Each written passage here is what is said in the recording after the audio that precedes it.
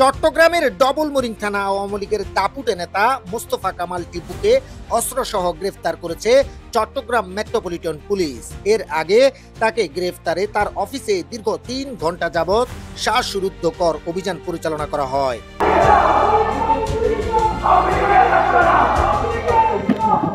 মঙ্গলবার সন্ধ্যায় নগরের আগ্রাবাদ কমার্স কলেজের পাশে বহুতল ভবনে টিপুর নিজ অফিসে এই অভিযান পরিচালনা করে পুলিশ।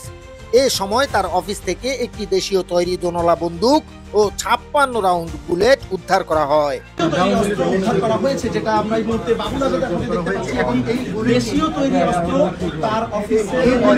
মোস্তফা কামাল টিপু চট্টগ্রামের ডবল মোরিং থানা ছাত্রলীগের সাবেক সভাপতি ও বর্তমানে থানা আওয়ামী লীগ নেতা। তথ্য সূত্র থেকে জানা যায়, আওয়ামী লীগ নেতা টিপু জুলাই আগস্টে ছাত্র আন্দোলনে প্রকাশ্যে গুলি ছোড়েন এবং উক্ত অভিযোগে একাধিক মামলার আসামিও তিনি। এছাড়াও শটগান দিয়ে ছাত্রদের বুকে গুলি চালানোর একাধিক ভিডিও আছে সামাজিক যোগাযোগ মাধ্যমে তার। পুলিশ জানায়, গোপন সংবাদের ভিত্তিতে অভিযান পরিচালনা করে তাকে অস্ত্রসহ গ্রেফতার করা হয়েছে। তার বিরুদ্ধে ছাত্র আন্দোলনের হামলার একাধিক মামলাও রয়েছে।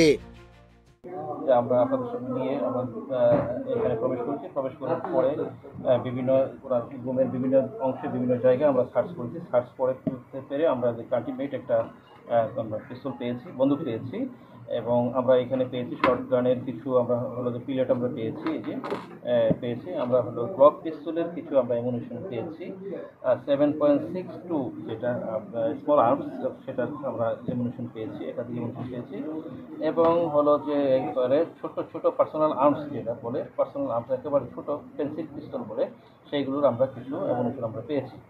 বৈষম্য বিরোধী ছাত্র আন্দোলনের উনি যেটা দিয়ে আপনার ফায়ার করেছেন, সেটা দিয়ে সেই অস্ত্রটা আমরা এখন আমরা বের করতে পারি। নগরীর বিভিন্ন জায়গায় বৈষম্য বিরোধী আন্দোলনের সংক্রান্ত বিষয়ে মামলা হয়েছে, একাধিক মামলায় উনি। রায়হান হুসাইন, ঢাকা রিপোর্ট।